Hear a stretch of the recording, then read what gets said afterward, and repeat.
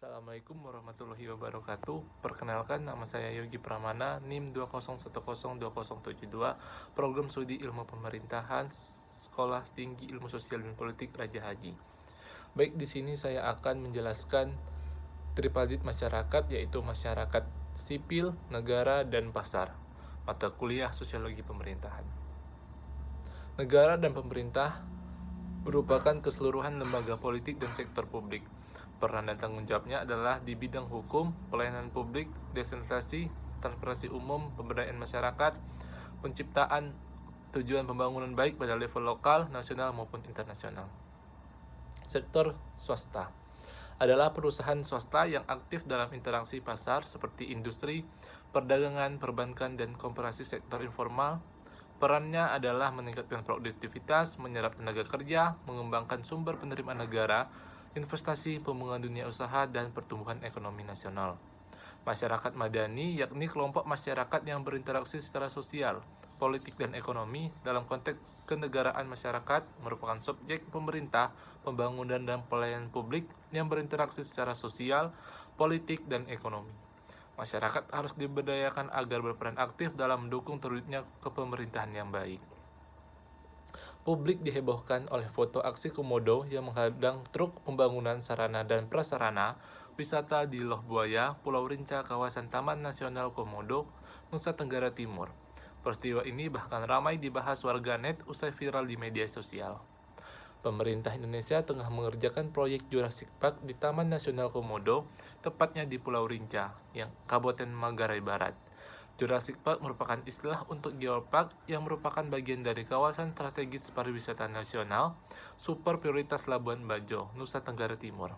Keputusan pemerintah membangun lokasi ini dengan konsep geopark adalah agar bisa menarik lebih banyak wisatawan namun tetap mengedepankan pelindungan dan penggunaan warisan geologi secara berkelanjutan.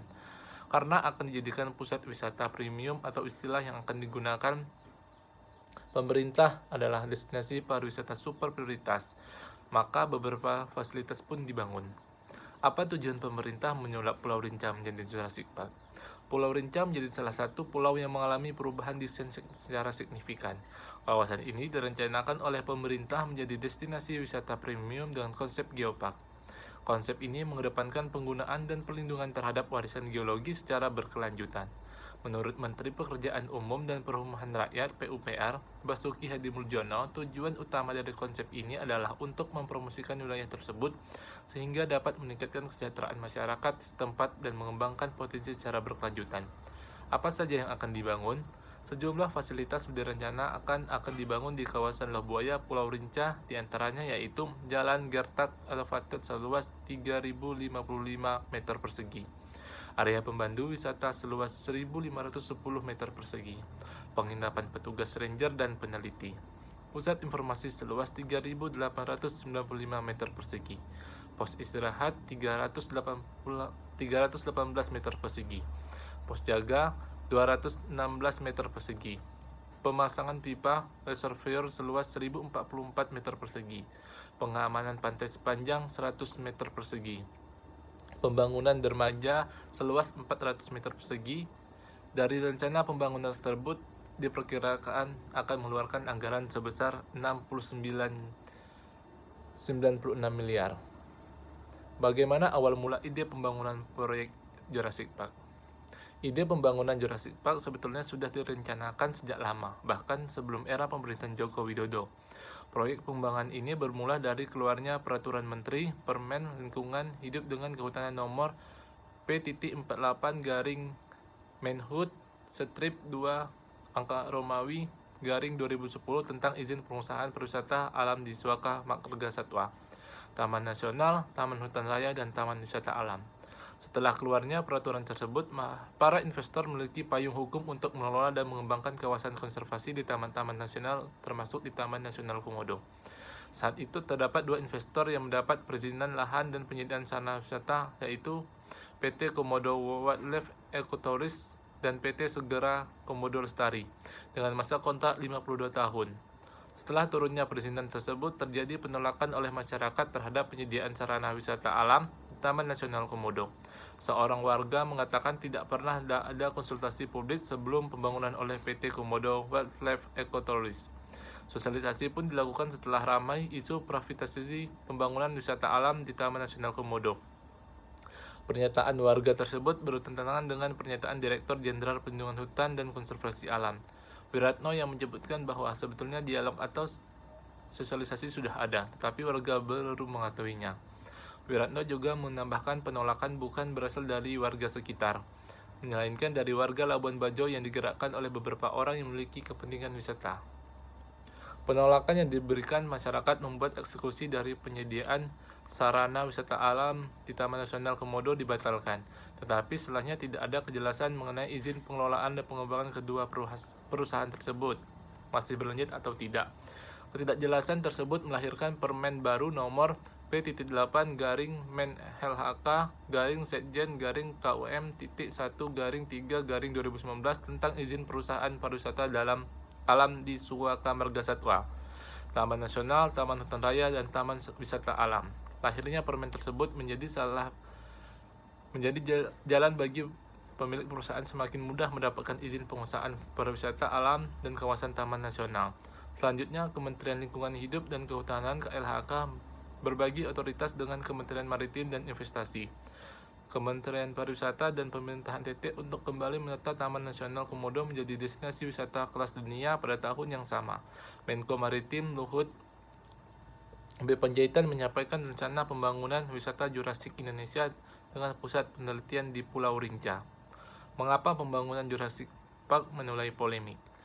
Proyek Jurassic Park di Pulau Rinca menuai polemik di masyarakat. Proyek ini sempat ramai menjadi perbincangan di media sosial setelah munculnya foto seekor komodo yang seperti menghalau laju truk pembangunan. Penolakan oleh berbagai kalangan terjadi karena proyek ini dianggap akan merusak habitat asli komodo, alih-alih untuk konservasi. Selain itu, Georgios Avioma, peneliti dari Subspread for Justice and Peace yang berbasis di Labuan Bajo, menilai pembangunan ini tidak sesuai dengan bertolak belakang dengan nilai konservasi. Menurut Georgios,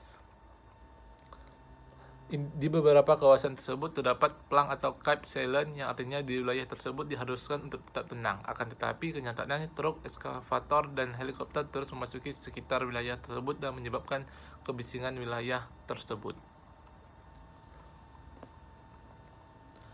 Di balik rencana pembangunan ini, banyak pihak kontra dengan rencana tersebut. Masyarakat menganggap bahwa ini akan merusak habitat asli dari komodo. Mereka juga berargumen bahwa masyarakat setempat akan tersingkir, serta mereka mengecam bahwa pembangunan ini hanya demi kepentingan investasi.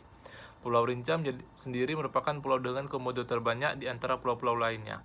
Sedangkan rencana pembangunan Jurassic Park akan dilaksanakan di Pulau Rinca. Masyarakat juga berbondong-bondong meramaikan tagar Save Komodo sebagai bentuk ketidaksetujuan atas rencana pembangunan ini. Konten ini telah tayang pada YouTube yang ada di Indonesia.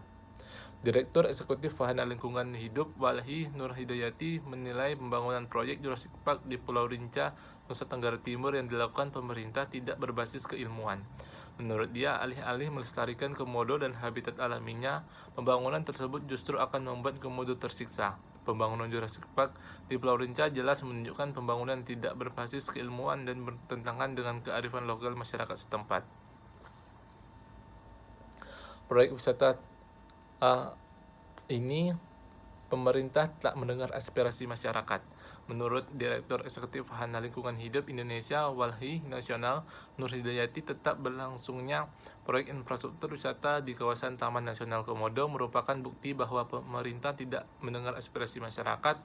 Nur mengungkapkan bahwa masyarakat termasuk pelaku wisata lokal sebenarnya menolak pembangunan infrastruktur tersebut. Meski demikian, aspirasi itu tak mau didengar pemerintah. Kalau kita dengar tadi pemaparan teman-teman pelaku aktivitas perusahaan lokal dan lain-lainnya, mereka sebenarnya menolak rencana pembangunan ini, dan aspirasi masyarakat ini harus dihormati.